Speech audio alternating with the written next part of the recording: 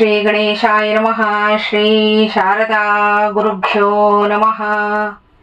ಅಸಾಧ್ಯ ಸಾಧಕ ಸ್ವಾಮಿನ್ ಅಸಾಧ್ಯಂ ತವ ಕಿಂ ವದ. ರಾಮದೂತ ಕೃಪಾ ಸಿಂಧೋ ಮತ್ಕಾರ್ಯಂ ಸಾಧಯ ಪ್ರಭೋ. ಶ್ರೀ ಸುಂದರಕಾಂಡದ ಮುಂದಿನ ಸರ್ಗಗಳನ್ನ ಶ್ರವಣ ಮಾಡೋಣ. ಮಹಾವೇಗವಂತನಾದ ಹನುಮಂತ ಸಮುದ್ರವನ್ನ ದಾಟೋ ದೊಡ್ಡ ಹಡಗಿನಂತೆ ಆಯಾಸವೇ ಇಲ್ಲದೆ ಸಾಗರವನ್ನ ದಾಟದ. ಅವನು ಹಾಗೆ ಹಾರಿ ಬರ್ತಿದ್ದಾಗ ಆಕಾಶವನ್ನೇ ನುಂಗಿ ಬಿಡ್ತಾನೇನೋ ಅನ್ನೋ ಹಾಗೆ ಕಾಣ್ತಿದ್ದ. ಮೇಘಗಳ ಸಮೂಹಗಳನ್ನ ಸೀಳಿಕೊಂಡು ಒಳ ನುಗ್ಗಿದ್ದ ಹಾಗೆ ಹೊರ ಬರ್ತಿದ್ದ. ಸೀತೆಗೆ ನಮಸ್ಕರಿಸಿ ಹೊರಟ ಕಪಿಶ್ರೇಷ್ಠ ಪರ್ವತೇಂದ್ರನಾದ ಮೈನಾಕನನ್ನ ಸ್ಪರ್ಶಿಸಿ ಸಮುದ್ರದ ಮಧ್ಯಭಾಗದಿಂದ ಉತ್ತರ ತೀರಕ್ಕೆ ಆಗಮಿಸಿದ. ಮಹೇಂದ್ರ ಪರ್ವತವನ್ನ ನೋಡಿ ಗಟ್ಟಿಯಾಗಿ ಗರ್ಜಿಸಿದ.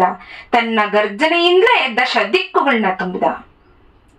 ಅಂಗದನೇ ಮುಂತಾದ ತನ್ನ ಮಿತ್ರರನ್ನ ನೋಡುವ ಆಸೆಯಿಂದ ಹನುಮಂತ ಅವರಿದ್ದ ಸ್ಥಳದ ಸಮೀಪಕ್ಕೆ ಬಂದು ಗಟ್ಟಿಯಾಗಿ ಗರ್ಜಿಸ್ತಾ ಬಾಲವನ್ನ ಅಲ್ಲಾಡಿಸ್ದ.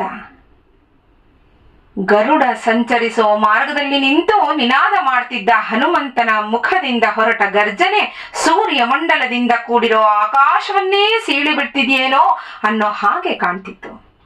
ವಾಯುಪುತ್ರನನ್ನ ನೋಡೋ ಆಕಾಂಕ್ಷೆಯಿಂದ ಹೊರಟಾಗಿನಿಂದಲೂ ಅಲ್ಲೇ ಕೂತು ಕಾಯ್ತಿದ್ದ ಬಲಿಷ್ಠರಾದ ಕಪಿನಾಯಕರು ಹನುಮಂತನ ತೊಡೆಗಳ ವೇಗದಿಂದುಂಟಾದ ಮಹಾಶಬ್ದವನ್ನ ಕೇಳಿಸ್ಕೊಂಡ್ರು.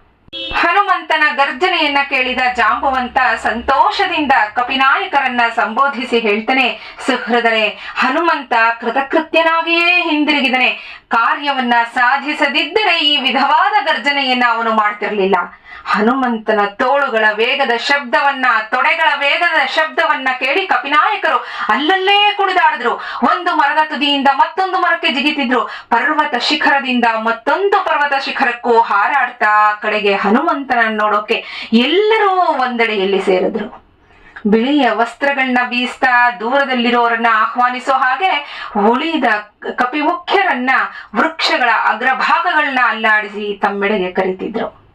ಪರ್ವತ ಸದೃಶನಾದ ಹನುಮಂತ ವೃಕ್ಷಗಳಿಂದ ನಿಬಿಡವಾಗಿದ್ದ ಆ ಮಹೇಂದ್ರ ಪರ್ವತದ ಶಿಖರದಲ್ಲಿ ಬಂದು ಇಳಿದ. ಸುಪ್ರೀತವಾದ ಮನಸ್ಸಿನಿಂದ ಕೂಡಿದ್ದ ಎಲ್ಲಾ ವಾನರ ಶ್ರೇಷ್ಠರು ಹನುಮಂತನನ್ನ ಸುತ್ತುವರೆದು ಕುಳಿತರು. ಹನುಮಂತನ ವಿಷಯದಲ್ಲಿ ಅವರೆಲ್ಲರಿಗೂ ಅಪಾರವಾದ ಪ್ರೀತಿ. ಕೆಲವು ವಾನರರು ಜಯಘೋಷವನ್ನ ಮಾಡಿದ್ರೆ, ಕೆಲವರು ಕಿಲಕಿಲ ಅಂತ ಶಬ್ದವನ್ನ ಮಾಡಿದ್ರು. ಕೆಲವರು ಹನುಮಂತ ಕೂತ್ಕೊಳ್ಳೋಕೆ ಮರಗಳ ರೆಂಬೆಗಳನ್ನೇ ಮುರಿದು ತಂದ್ರು. ಮಹಾಕಪಿಯಾದ ಹನುಮಂತ ಜಾಂಬವಂತನೇ ಮೊದಲಾದ ಗುರುಜನರನ್ನು, ವೃದ್ಧರನ್ನು, ರಾಜಕುಮಾರನಾದ ಅಂಗದನನ್ನು ಅಭಿವಂದಿಸಿದ. ಪೂಜ್ಯನಾದ ಮಹಾಪರಾಕ್ರಮಿಯಾದ ಹನುಮನನ್ನ ಜಾಂಬವಂತ, ಅಂಗದ ಇಬ್ಬರು ಪೂಜಿಸಿ ಗೌರವಿಸಿದ್ರು. ನಂತರ ಹನುಮಂತ ಸೀತೆಯನ್ನ ನೋಡದೆ ಅಂತ ಸಂಕ್ಷೇಪವಾಗಿ ಸಮುದ್ರ ಲಂಘನದ ಫಲಿತಾಂಶವನ್ನ ಹೇಳ್ತಾನೆ. ಅಶೋಕವನದಲ್ಲಿದ್ದ ಜನಕನ ಮಗಳಾದ ಸೀತೆನ ನಾನು ನೋಡಿದೆ.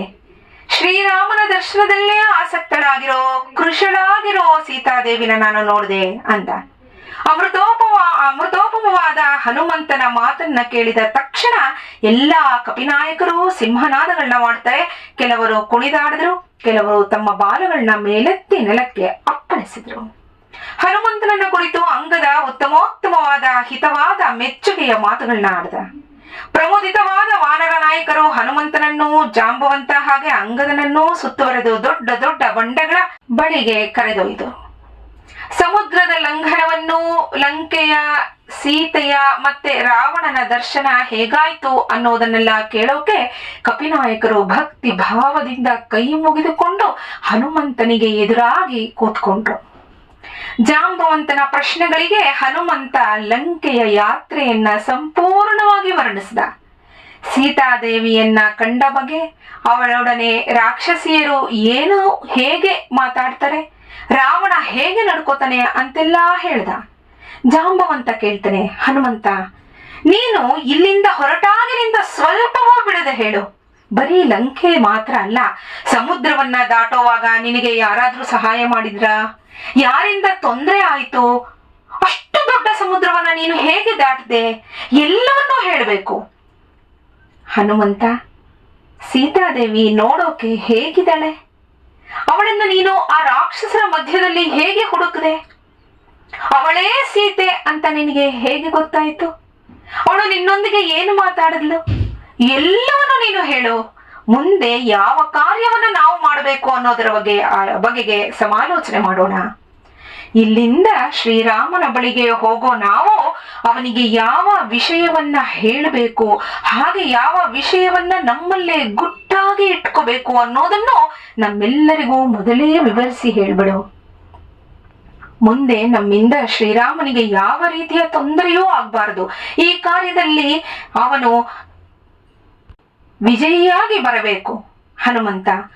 ಆಗ ಮೊದಲಿನಿಂದಲೂ ತನ್ನ ಲಂಕಾಪಟ್ಟಣ ಪ್ರಯಾಣದ ಬಗೆಗೆ ತನ್ನ ಅನುಭವವನ್ನ ಸ್ಮರಿಸಿ ಸೀತಾದೇವಿಗೆ ಇಲ್ಲಿಂದಲೇ ನಮಸ್ಕರಿಸಿ ಎಲ್ಲಾ ವಿಷಯಗಳನ್ನು ಹೇಳ್ತಾನೆ. ಅವನು ಲಂಕೆಯಲ್ಲಿ ಸೀತಾದೇವಿನ ಹುಡುಕಿದ ಬಗೆಗೆ ಹೇಳ್ತಾನೆ. ಅವಳು ರಾವಣನನ್ನ ತಿರಸ್ಕರಿಸಿತು, ರಾಕ್ಷಸಿಯರ ಕಠೋರ ಮಾತುಗಳು, ಹೀಗೆ ಎಲ್ಲವನ್ನೂ ಹನುಮಂತ ಎಳೆಯಾಗಿ ಬಿಡಿಸಿ ಕಪಿಶ್ರೇಷ್ಠರಿಗೆ ಹೇಳಿದ. ಕಪಿಶ್ರೇಷ್ಠರು ಕೇಳ್ತಾರೆ, ಹನುಮಂತ, ಸೀತಾದೇವಿಯೇ ತನ್ನ ಪಾತಿವ್ರತ್ಯ ಪ್ರಭಾವದಿಂದ ಅಪರಾಧಿಯಾದ ರಾವಣನನ್ನ ಕೊಲ್ಲಬಹುದಾಗಿತ್ತು, ಹಾಗೇಕೆ ಆಗ್ಲಿಲ್ಲ? ಹನುಮಂತ ಹೇಳ್ತಾನೆ, ರಾವಣ ಅಪರಾಧವನ್ನೇನೋ ಮಾಡಿದನೆ, ಆದ್ರೆ ಅವನು ತಪಸ್ಸಿನಿಂದ ಮಹಾತ್ಮನಾಗಿದ್ದಾನೆ.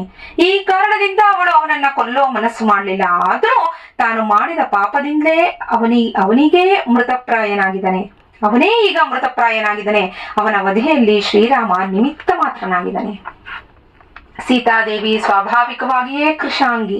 ಮೇಲಾಗಿ ಶ್ರೀರಾಮನ ವಿಯೋಗ ದುಃಖದಿಂದ ಮತ್ತೂ ಕೃಶಳಾಗಿದ್ದಾಳೆ. ಮಹಾಭಾಗೆಯಾದ ಸೀತಾದೇವಿ ಶೋಕಪರಾಯಣೆಯಾಗಿದ್ದಾಳೆ. ಆದ್ರಿಂದ ಈ ಸಮಯದಲ್ಲಿ ಯಾವ ಪ್ರತೀಕಾರವನ್ನು ಮಾಡಬೇಕಾಗಿದ್ಯೋ ಅದನ್ನ ನಿಶ್ಚಯಿಸಿ ರಾವಣನಿಗೆ ಎದುರಾಗಿ ನಿಂತು ಸಾಧಿಸೋದು ಅವಶ್ಯವಾಗಿದೆ ಅಂತ. ಹನುಮಂತನ ಮಾತುಗಳನ್ನ ಕೇಳಿ ವಾಲಿಯ ಮಗನಾದ ಅಂಗದ ಹೇಳ್ತಾನೆ, ಸೀತಾದೇವಿಯನ್ನ ಹುಡುಕಿದ್ದಾಯ್ತು, ಅವಳು ಈಗ ಎಲ್ಲಿದ್ದಾಳೆ ಅಂತ ಗೊತ್ತಾಗಿದ್ರೂ ಕರೆತರೋಕೆ ಆಗಿಲ್ಲ. ಅವಳಿಲ್ಲದೆ ನಾವು ಶ್ರೀರಾಮನ ಬಳಿಗೆ ಹೋಗೋದು ಸೂಕ್ತವಾಗಿ ಕಾಣ್ತಿಲ್ಲ. ಕಪಿಶ್ರೇಷ್ಠರಾದ ಮೈಂದ ದ್ವಿವಿಧರು ಅಶ್ವಿನಿ ದೇವತೆಗಳ ಮಕ್ಕಳು. ಇವರಿಗೆ ಯಾರಿಂದಲೂ ವಧಿಸಲಾಗದಂತಹ ವಿಶೇಷವಾದ ವರವನ್ನ ಬ್ರಹ್ಮ ದಯಪಾಲಿಸಿದನೆ.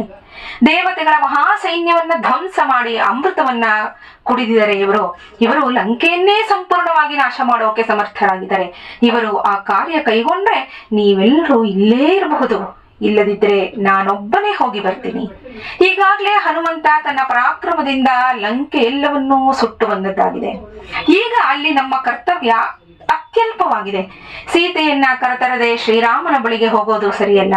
ಆದ್ರಿಂದ ಲಂಕೆಗೆ ಹೋಗಿ ರಾವಣನನ್ನ ರಾಕ್ಷಸರನ್ನ ವಧಿಸಿ ನಾನು ಸೀತಾದೇವಿನ ಕರ್ಕೊಂಡು ಬರ್ತೀನಿ ಅಂತ ಅಂದ ಅಂಗದನ ಮಾತನ್ನ ಕೇಳಿ ಜಾಂಬವಂತ ಸೀತೆಯನ್ನ ಹುಡುಕೋದಕ್ಕೆ ನಮಗೆ ಆಜ್ಞೆಯಾಗಿದೆಯೇ ಹೊರತು ಅವಳನ್ನ ಕರೆತರೋಕೆ ಶ್ರೀರಾಮನಾಗ್ಲಿ ಸುಗ್ರೀವನಾಗ್ಲಿ ಆಜ್ಞೆ ಮಾಡಿಲ್ಲ. ಮೇಲಾಗಿ ರಾಕ್ಷಸರನ್ನ ವಧಿಸಿ ಸೀತೆಯನ್ನ ತರೋಕೆ ರಾಮ ಒಪ್ತನೋ ಇಲ್ವೋ? ಅಂಗದ, ನಿನ್ನ ವಿಚಾರ ದೃಷ್ಟಿ ಆಲೋಚನೆ ಎಲ್ಲವೂ ಯೋಗ್ಯವಾಗಿದೆ. ಆದ್ರೆ ಈ ಸಮಯದಲ್ಲಿ ಶ್ರೀರಾಮನ ಅಭಿಪ್ರಾಯವನ್ನ ನಾವು ಕೇಳದೆ ಯಾವ ಕಾರ್ಯವನ್ನೂ ಮಾಡಬಾರದು ಅಂತ ಹೇಳಿದ. ಸ್ನೇಹಿತರೆ, ನಾಳೆ ಮುಂದಿನ ಸರ್ಗಗಳನ್ನ ಶ್ರವಣ ಮಾಡೋಣ. ಶ್ರೀರಾಮ ಜಯ ರಾಮ, ಜಯ ಜಯ ರಾಮ. ನಮಸ್ಕಾರ.